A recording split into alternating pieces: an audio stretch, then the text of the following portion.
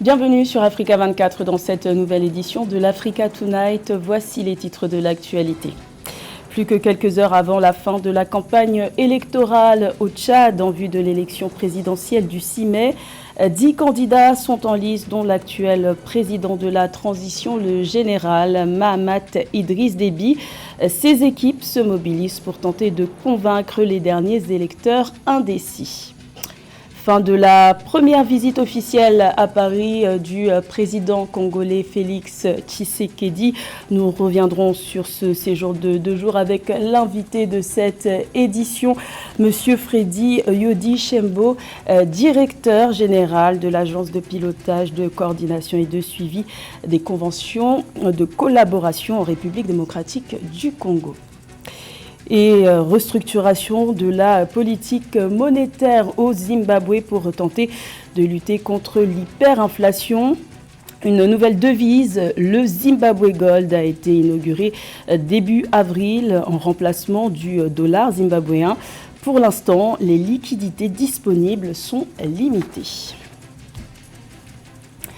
J-4 avant l'élection présidentielle du 6 mai au Tchad. La campagne électorale arrive à son terme pour les 10 candidats en lice. Parmi eux, il y a le président de la transition, le général Mahamat Idriss Déby, qui porte les couleurs de la coalition Tchad Uni. Son collectif Marchons avec Mahamat tente de convaincre les derniers électeurs indécis pour s'assurer une victoire au premier tour.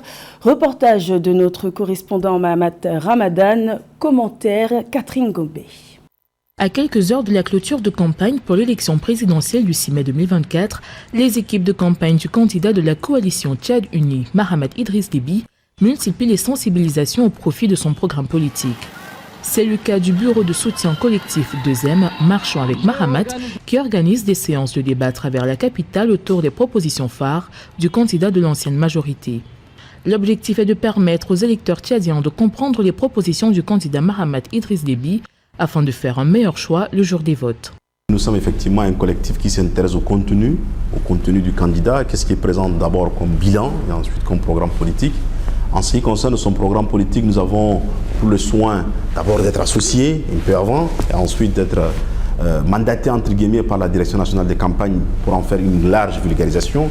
Et depuis que nous avons lancé le collectif, nous sommes extrêmement sollicités et nous vulgarisons ce programme partout.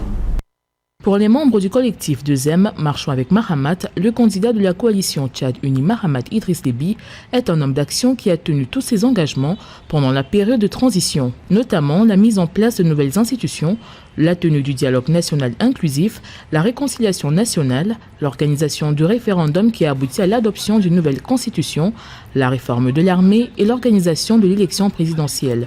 Ils estiment qu'un mandat de 5 ans permettra au président sortant de poursuivre avec la mise en œuvre des programmes ambitieux dans le domaine social et économique. Notre véritable talon d'Achille, c'est l'électricité, qui est un domaine qui nécessite le temps long, parce qu'il faut bien commencer un jour et attendre plusieurs années pour en tirer profit et pour pouvoir toucher du doigt les bénéfices. Là, il y a eu plusieurs milliards qui ont été injectés pendant la phase de la transition. D'autres ressources financières vont être mobilisées pour justement renforcer le domaine énergétique. Mais la véritable dynamique qui doit s'enclencher et qui est prévue dans ce programme politique, c'est la diversification des sources d'énergie. Alors que les équipes de campagne du candidat de la coalition intensifient les mobilisations à l'intérieur du pays, le collectif 2M Marchons avec Mahamat, de son côté, fait une campagne de proximité dans la capitale pour expliquer et convaincre l'Indjamenois, qui constitue la majeure partie des électeurs, à voter le candidat de la stabilité et de l'unité nationale, Mahamat Idriss Déby. Une stratégie décisive qui a permis de reconquérir les électeurs sceptiques. Également dans l'actualité, le Kenya a un nouveau chef des armées. Charles Muriu Kareri a été nommé à ce poste ce jeudi 2 mai par le président William Ruto. Il succède à Francis Omondi Ogola, décédé dans un accident d'hélicoptère le 18 avril dernier.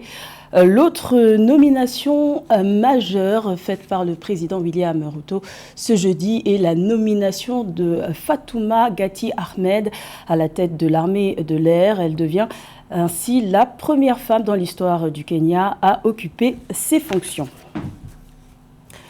Le président congolais Félix Tshisekedi a effectué les 29 et 30 avril un premier voyage officiel à Paris, en France. Un séjour rythmé par de nombreuses rencontres avec les autorités politiques françaises, avec en toile de fond la question sécuritaire dans l'est de la République démocratique du Congo. Les précisions dans ce sujet de la rédaction.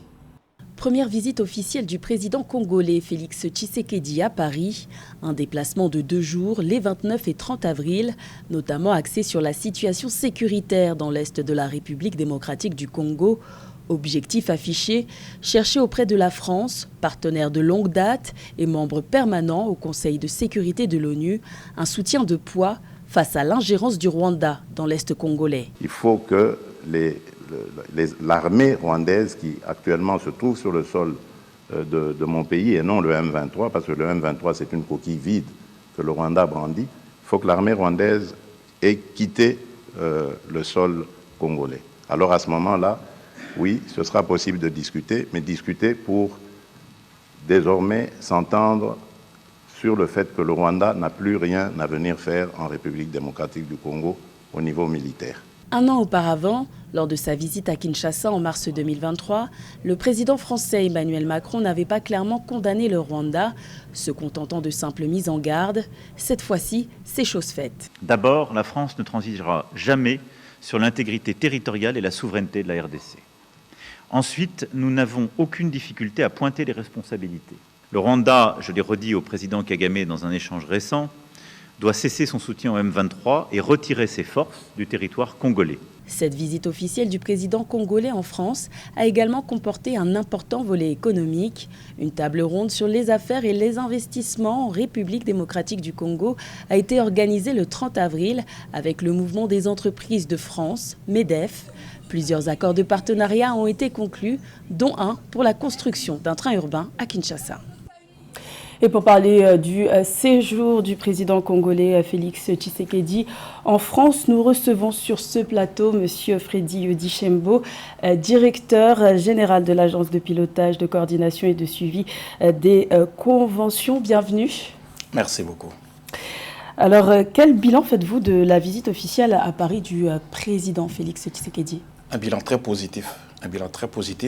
La visite du chef de l'État a été très productive, déjà que nous avons obtenu, ou la République démocratique du Congo, mon pays, a obtenu du président français cette condamnation ouverte de cette agression barbare dont nous faisons victime depuis quelques années et qui fait des déplacés et qui fait des victimes.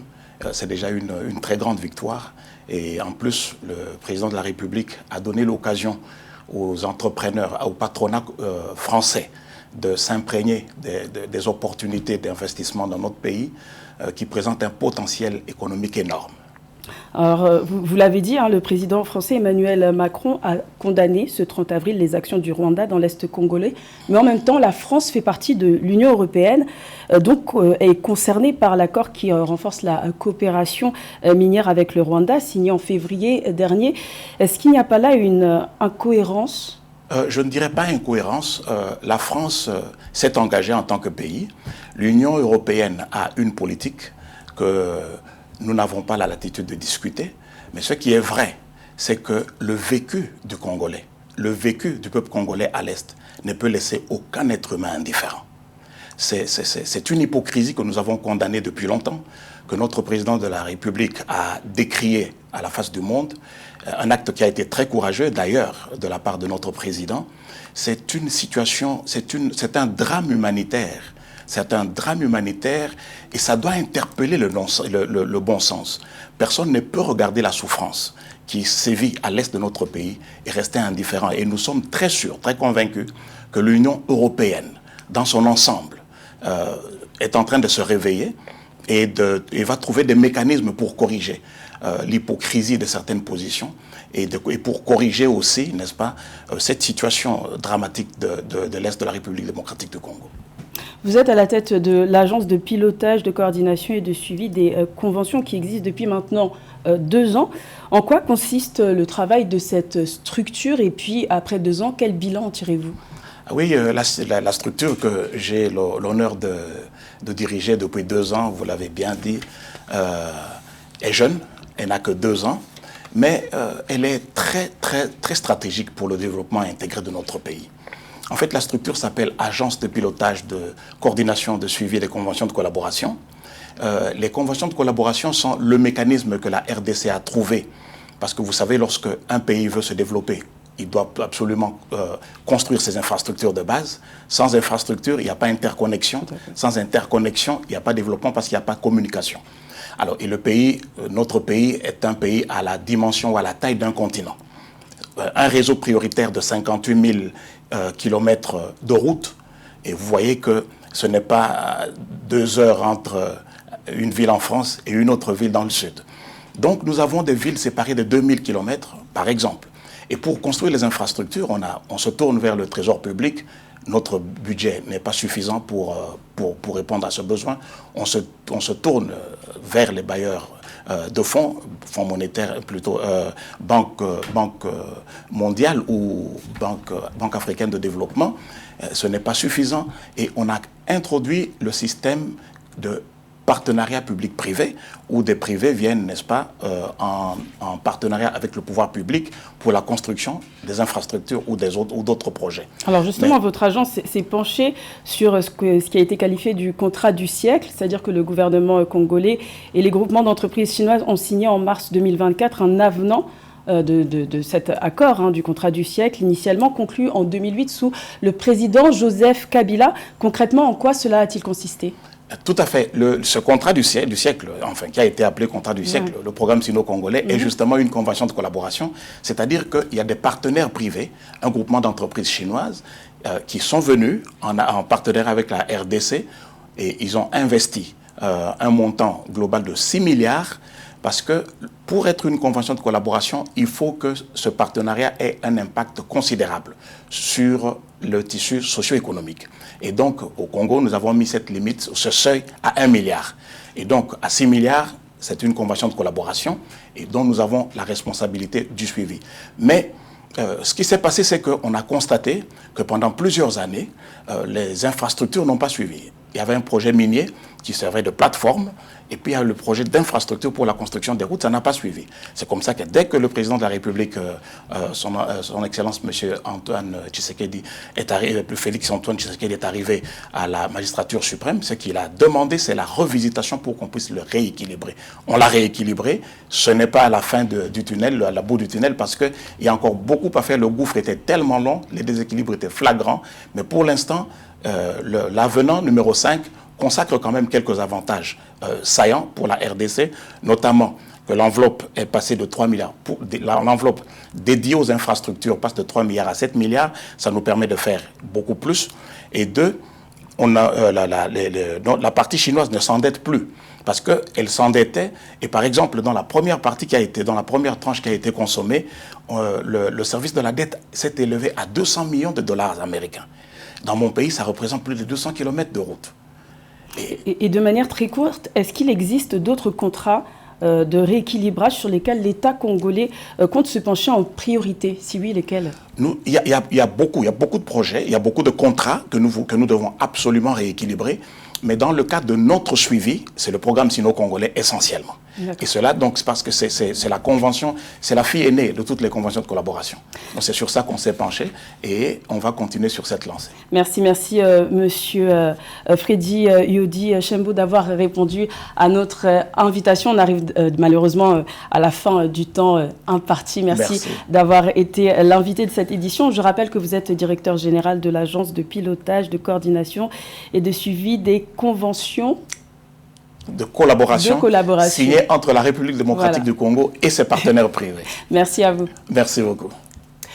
Dans le reste de l'actualité, le Zimbabwe met en place une énième mesure pour tenter de remettre l'économie nationale sur les rails. Une nouvelle monnaie a été inaugurée début avril en remplacement du dollar zimbabwéen. Il s'agit du Zimbabwe Gold, aussi appelé ZiG. Le démarrage s'est fait en douceur puisque pour l'instant, le retrait d'argent en espèces est limité. Plus de détails avec Catherine Gombe. Introduite par voie électronique début avril 2024, le Zimbabwe Gold ou ZiG est officiellement en circulation depuis le 30 avril. Cette nouvelle monnaie remplace désormais le dollar zimbabwéen dont la valeur s'est effondrée en 2023, entraînant une inflation galopante. Suite au court délai accordé aux banques pour la transition vers le ZiG, un plafond de retrait a été fixé à 3 000 ZiG pour les particuliers et à 30 000 ZiG pour les entreprises. Des limites différentes ont été fixées pour différentes entités. Les écoles, hôpitaux, cliniques et autorités locales auront une limite mensuelle de 250 000 ZiG, tandis que les ministères et départements gouvernementaux auront une limite de 300 000 ZiG. Il est à préciser qu'aucune limite n'est fixée pour les retraits en espèces effectués par le Parlement, les tribunaux et les organisations internationales. Nous faisons ce que nous faisons pour nous assurer que notre monnaie locale ne meurt pas.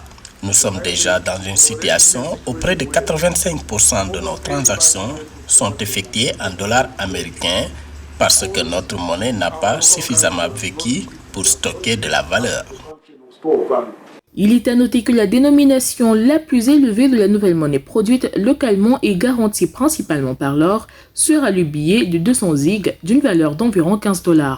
Selon les autorités, l'objectif de l'introduction du ZiG est de remédier à l'environnement hyperinflationniste que les Zimbabwéens subissent depuis l'an 2000. Une solution pour laquelle les citoyens émettent beaucoup de réserves. Je m'attends à ce que la monnaie apporte de la stabilité, mais je veux qu'elle soit acceptée par toutes les transactions et pas seulement pour les petites dépenses comme les frais de transport ou les courses, pour continuer à utiliser le dollar américain pour les gros achats. Malgré l'optimisme des autorités, d'après les premières indications des économistes, une version numérique du ZiG a déjà connu une dépréciation de 25% par rapport au dollar américain sur le marché noir.